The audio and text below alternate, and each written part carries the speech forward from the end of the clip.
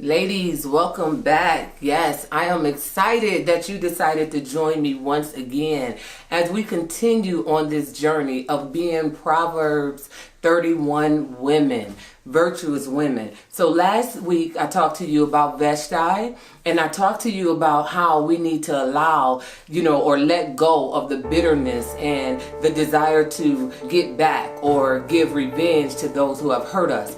This week, I want to talk to you about Esther. So we're still in the book of Esther.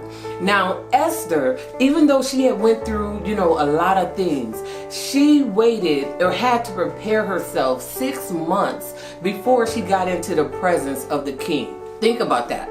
She waited 6 months. She was being prepared. She was being groomed, before she could even go into his presence. Now, many of you've been separated 6 weeks. 6 days, and you wondering where your man at, where your husband at. Some of you may even say, it's been 6 months for me, or 6 years. But the question I want to ask you is, what have you been doing in that time? Have you been kind of like fiddling your fingers, complaining, whining about why you don't have a man?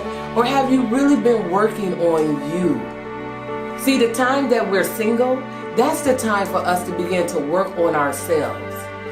To get rid of, the hurt, the rage, the bitterness. Because if we don't, when the next person come around, we're going to treat them like the person who hurt us. So during this time that you're waiting, I want you to really begin to work on you. Get to know you during this time. So maybe he hasn't come yet because you're not ready. You haven't prepared. You haven't set the table. You haven't groomed yourself. You haven't made yourself available. Because the Bible says, he that findeth a wife findeth a good thing. See, you're already supposed to be a wife. He's just waiting on you to prepare.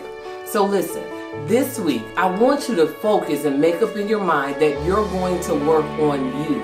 Your likes, your dislikes, getting rid of all the hurt from your past so you can be prepared and ready for the next one that come along. Aren't you tired of being on this relational merry-go-round? I know you are. I know you are. So stay tuned. Continue to join me. I'm coaching you through this season. But look, you got to be willing to let some stuff go. And I promise you the reward will be great.